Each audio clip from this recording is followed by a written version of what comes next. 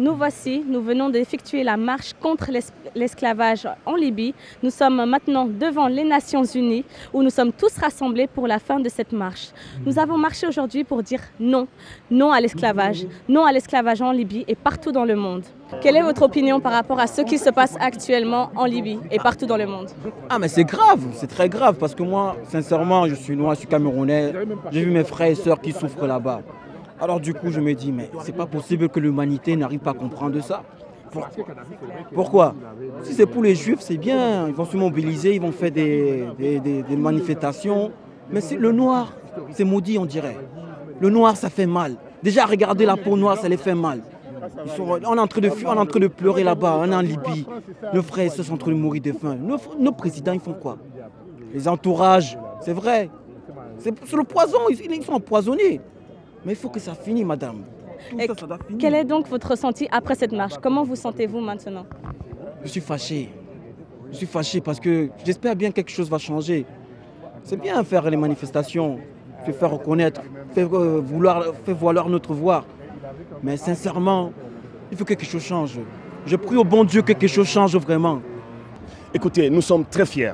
D'accord? Nous sommes très fiers et nous sommes plus que déterminés. Aujourd'hui, l'Afrique a parlé d'un seul mot, d'un seul nom, et il s'est levé comme un seul homme. Aujourd'hui, il n'y a pas d'Africains de Niger, il n'y a pas d'Africains de Libye, il n'y a pas d'Africains de Cameroun, il n'y a pas d'Africains du Congo. On est tous Africains, couleur noire, peau noire, comme vous me voyez. Et je suis fier de l'être. Je pense vous aussi, madame. Ah, tout à fait, ça c'est sûr. Et aujourd'hui, nous sommes plus que jamais déterminés.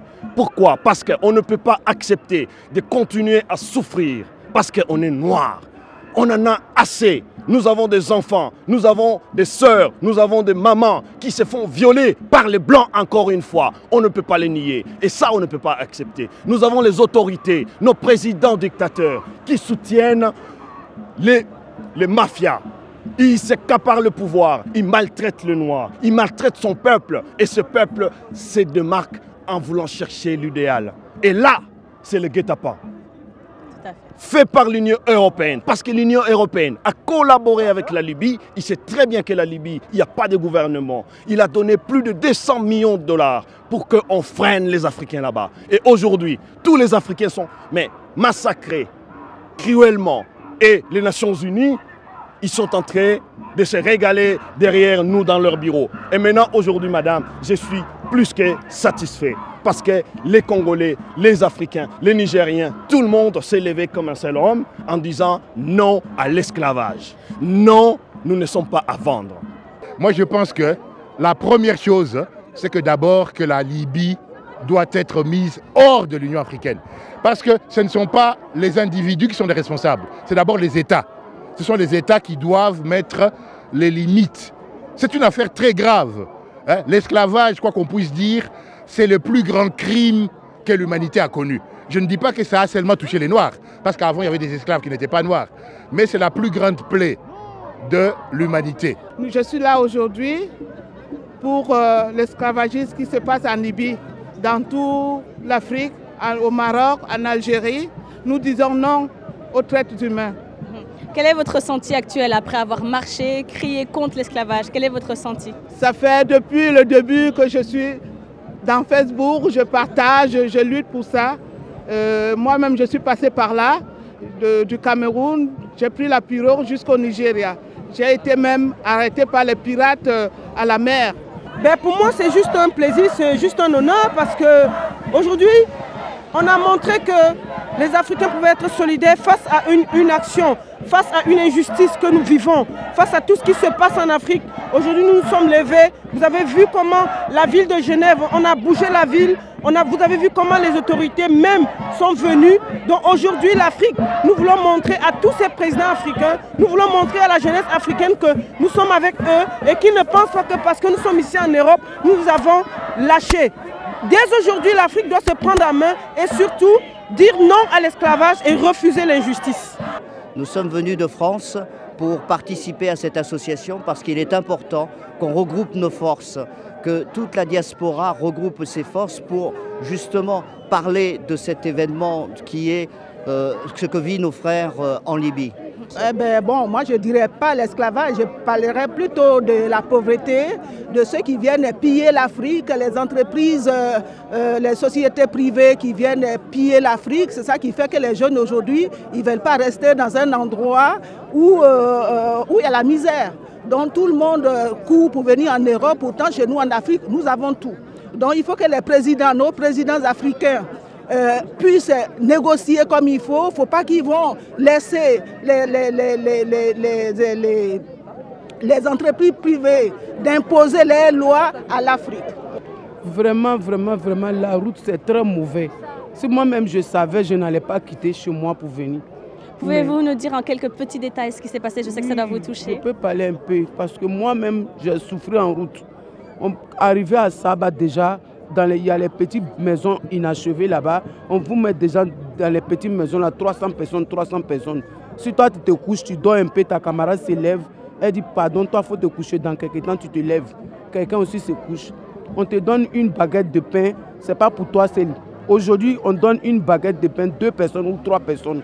Le lendemain, jusqu'à le lendemain, on vous envoie de l'eau. Quand on va vous demander de l'eau beaucoup, on met l'essence dans l'eau pour que vous boiez. Donc c'est vraiment grave. Moi-même dans le bateau, ils ont marché sur mon ventre, ils ont fait tout. Jusqu'à j'étais malade, je suis rentré en Italie malade. Moi-même, je pensais que j'allais mourir. J'ai saigné jusqu'à là-bas. J'ai suivi une opération là-bas où j'ai perdu mes 2 utérus là-bas. Alors je me sens bien, je vois qu'il y a plusieurs nations qui sont unies vraiment pour nos frères africains qui sont dans le pays et c'est ce qu'il fallait vraiment en Suisse.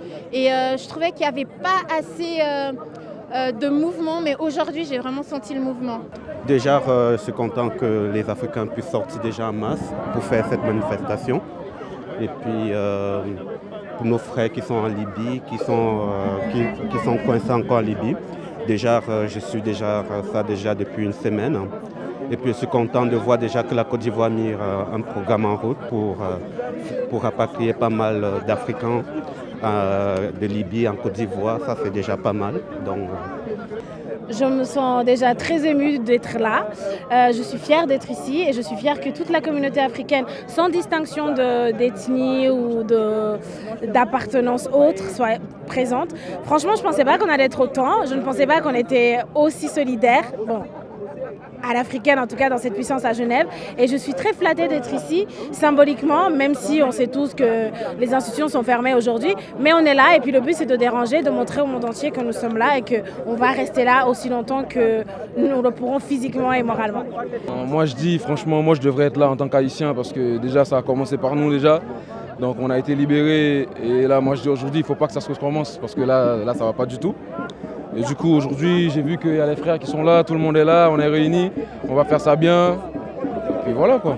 Je suis très enragé parce que la race noire est trop maltraitée, humiliée, méprisée. Pourtant chez nous en Afrique, et puis tout en Afrique, on a un peu de tout. Mais j'ai déjà connu les racismes, mais ici, les Libyens sont la race la plus raciste des Arabes que j'ai jamais vue. Parce qu'un être humain, une femme qui est enceinte, au moins 4 personnes découpent la femme, enlèvent l'enfant et vendent les organes, c'est pas normal. Mon ressenti, c'est super émouvant parce que voir le peuple africain qui se relève, ça fait super plaisir et c'est motivant parce que c'est à nous, notre génération qui devons prendre la relève parce que nos présidents africains, ils dorment. Donc ce qui fait, en voyant ça, c'est super motivant. Et en espérant que dans la vie à venir, les choses puissent avancer. Non, l'essentiel est que le message a été bien entendu et qu'aujourd'hui, auprès des Nations Unies à Genève et au niveau des autorités suisses, on sent qu'il y a quelque chose qui se passe en Afrique et qui n'est pas censé être genre, je dirais, quelque chose de sérieux, quoi, si je peux bien dire. Et que le message a été bien reçu et qu'à partir de demain ou lundi, je pense que ce sera relayé très largement au niveau de la presse pour que le message soit bien entendu, quoi. Vraiment, libérez-nous, libérez l'Afrique, libérez les Africains, libérez-nous de l'esclavage. On n'est pas à vendre. Et merci à tous ceux qui sont là. Merci à toi Rachel, merci aux caméramans et bonne journée à vous. Merci à tous pour vos interviews. C'était Rachel Siramouri.